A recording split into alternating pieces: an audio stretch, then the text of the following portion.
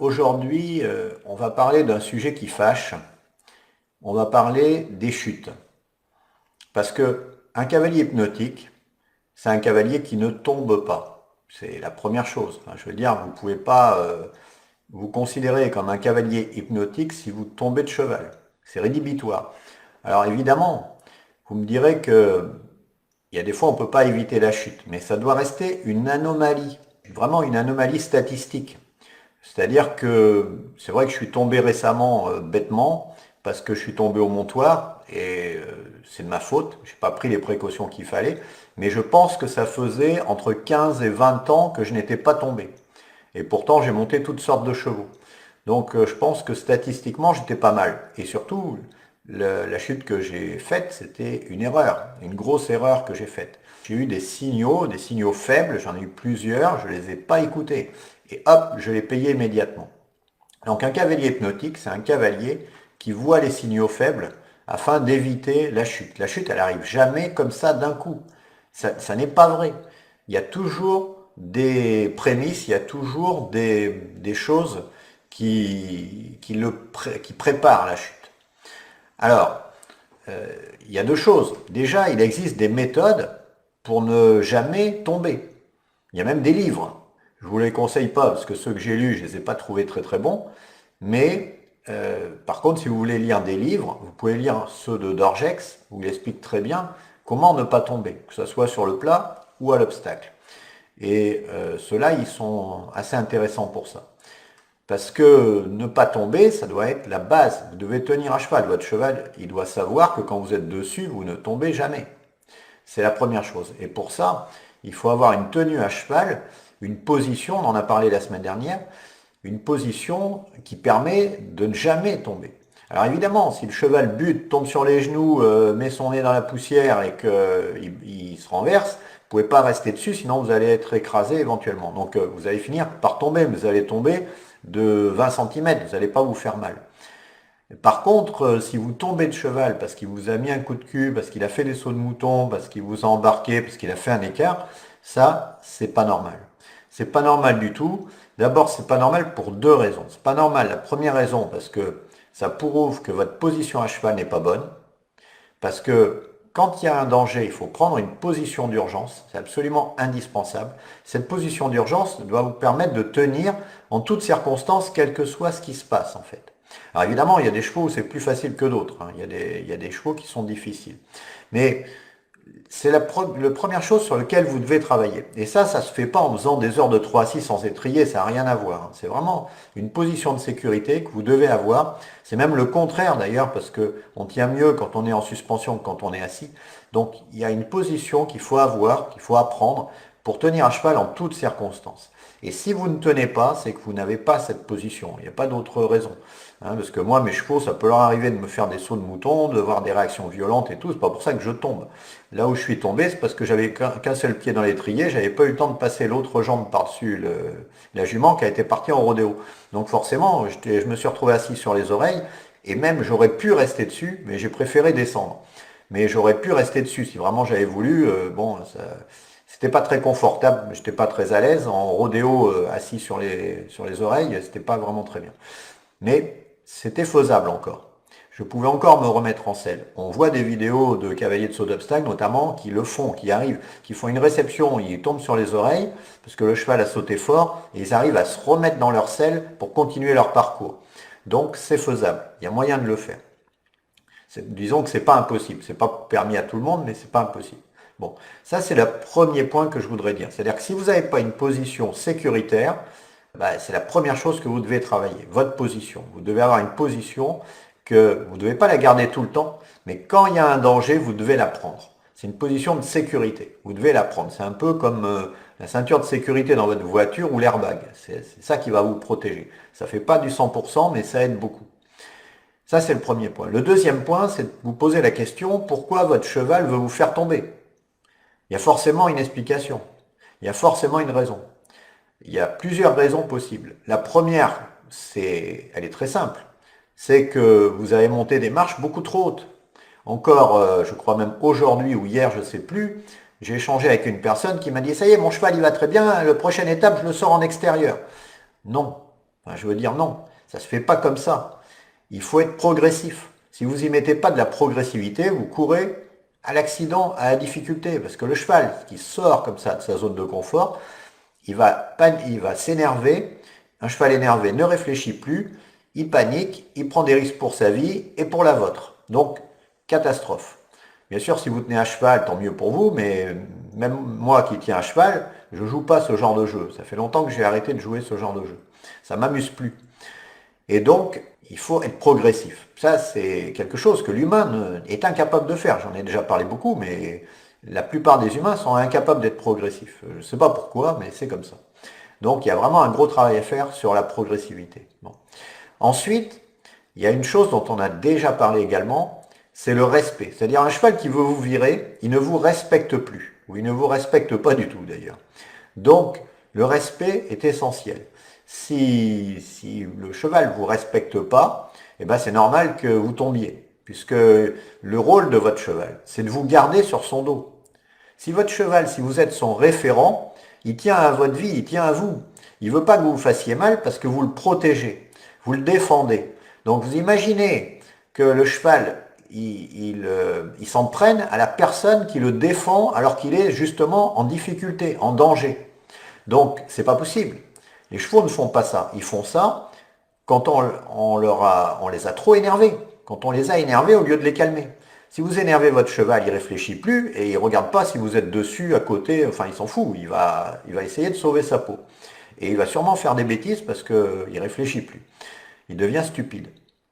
Et donc ça, c'est vraiment très très mauvais.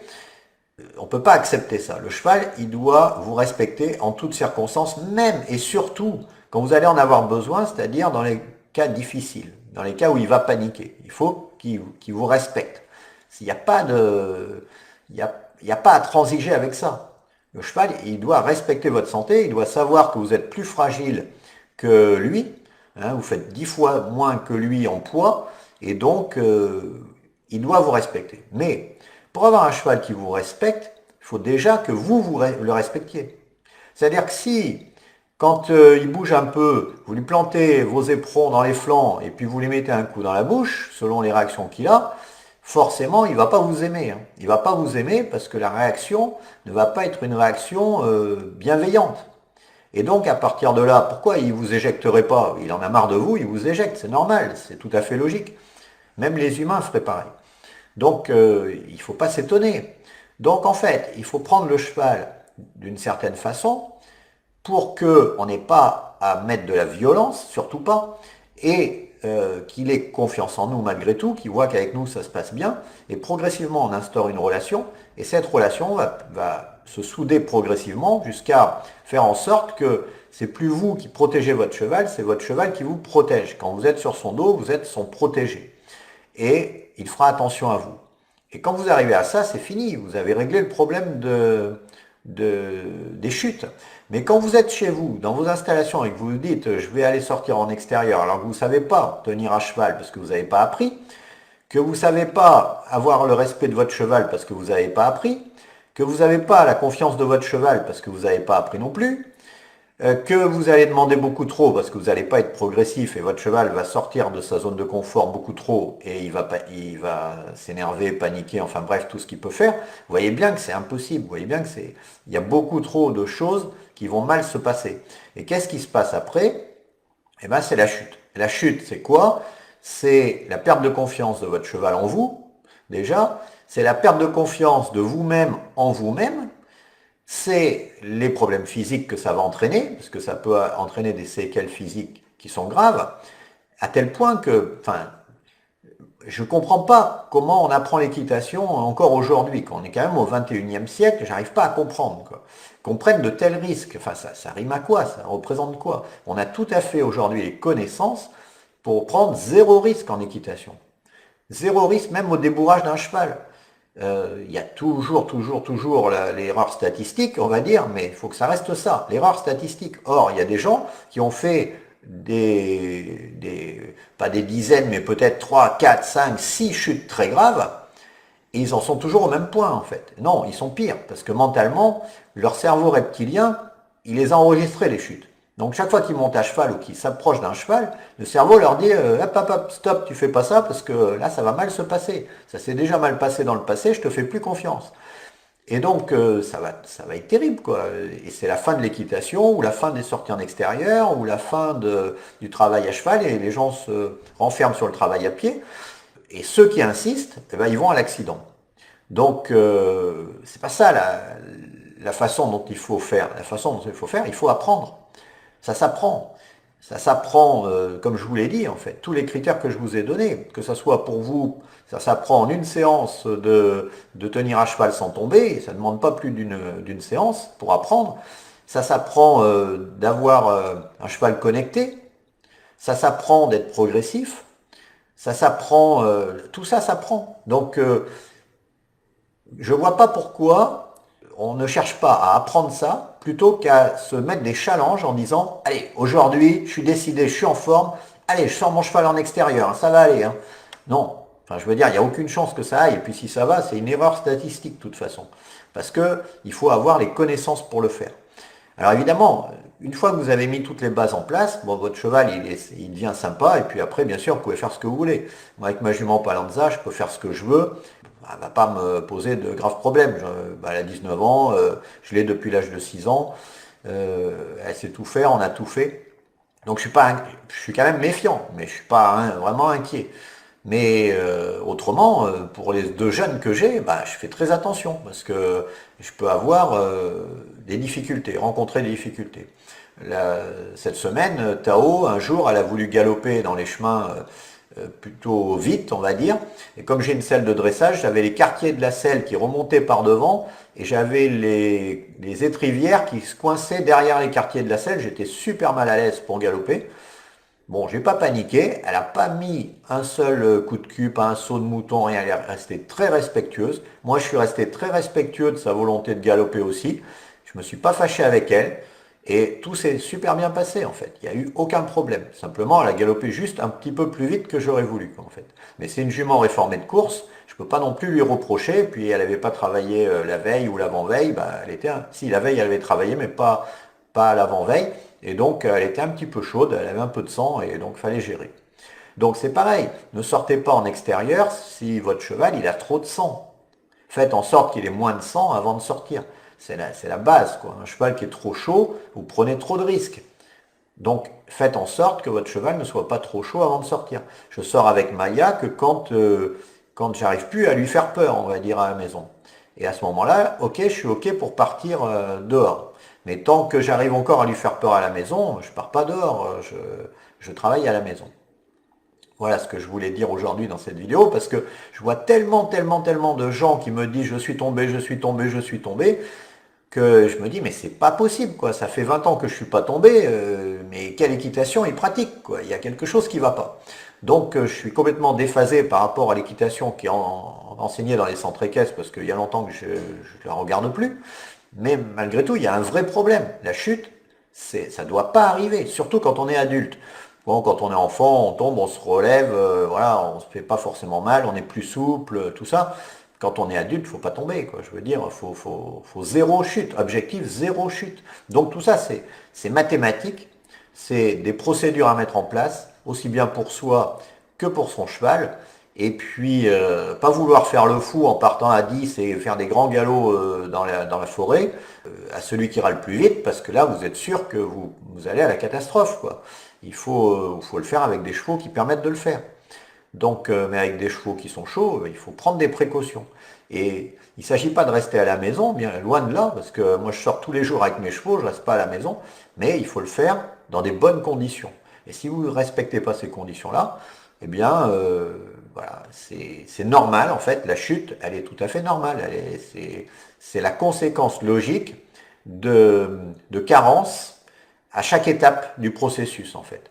Il y a eu carence dans les compétences du cavalier, il y a eu carence dans la connexion avec le cheval, il y a eu carence dans la création de la relation avec le cheval, il y a eu carence dans le fait que le cheval ne soit pas calme, il y a eu carence, carence, carence, et les gens me disent « Ah bah il y a eu une réaction imprévisible ». Non, non, non, non, non, non, non. Il n'y a pas de réaction imprévisible d'un cheval, c'est pas vrai. C'est très, très, très rare, il y a toujours un signal faible. Il y a toujours un signal faible. Ce signal faible, on le voit qu'après. C'est-à-dire que quand on a eu l'accident, on se dit « Ah oui, mince, il y avait ça et ça, je ne l'avais pas vu, j'avais pas fait attention. » Mais il y a toujours un signal faible. Les chevaux, ils préviennent toujours. Ils sont suffisamment sympas avec ça, ils préviennent. Donc, il faut les voir, ces signaux. Il faut savoir les reconnaître. Et on le voit sur ma dernière vidéo que j'ai publiée avec Maya. Au moment où je m'apprête à monter sur Maya, elle commence à s'énerver, à relever la tête, à regarder partout, à avoir peur de tout, des oiseaux, du vent, de machin. Qu'est-ce que j'ai fait? Je ne suis pas monté. J'ai retourné la jument à la longe une dernière fois, alors que je venais de le faire un grand nombre de fois, juste pour vérifier qu'elle allait se calmer. Mais sinon, si j'avais pas fait attention à ce signal, que je montais dessus, j'avais toutes les chances qu'elle me refasse tomber. Donc c'est là que ça s'est joué, à cet endroit-là.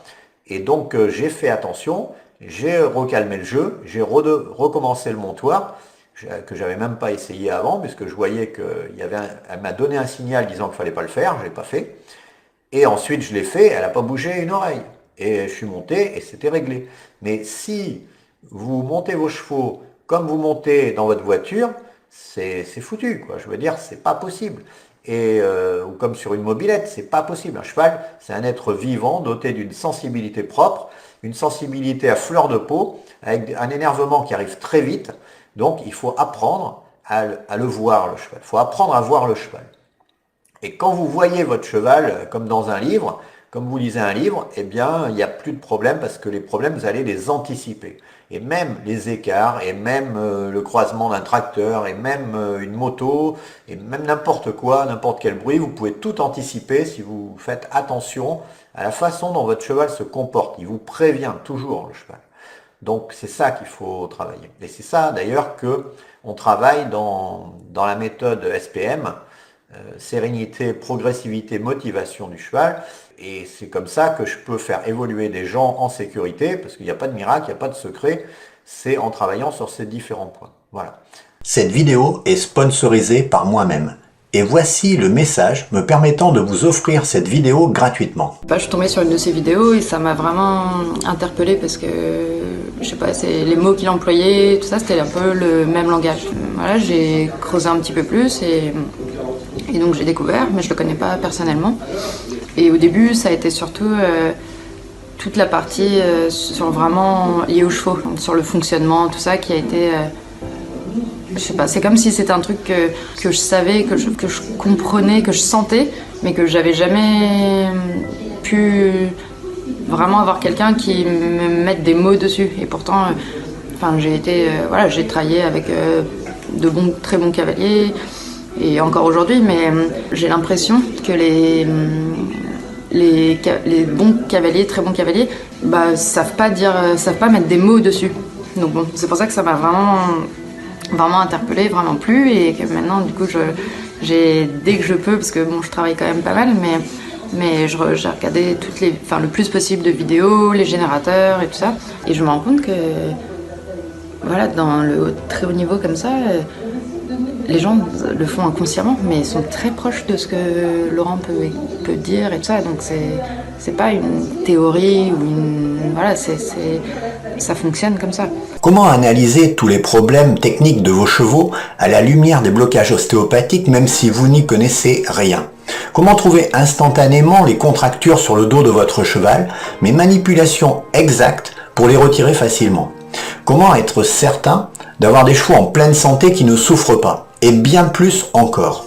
C'est très simple. Cliquez sur le lien sous la vidéo. En plus d'obtenir mes meilleures méthodes pour garder votre cheval en pleine santé, vous pourrez vous aussi, comme plus de 8000 cavaliers, découvrir le tableau des pathologies téléchargeable immédiatement et gratuitement. Vous pourrez, comme moi, l'afficher dans vos écuries pour vous y référer en cas de problème. Il vous suffira de regarder la colonne de gauche, le comportement du cheval, puis la colonne de droite, la région à examiner.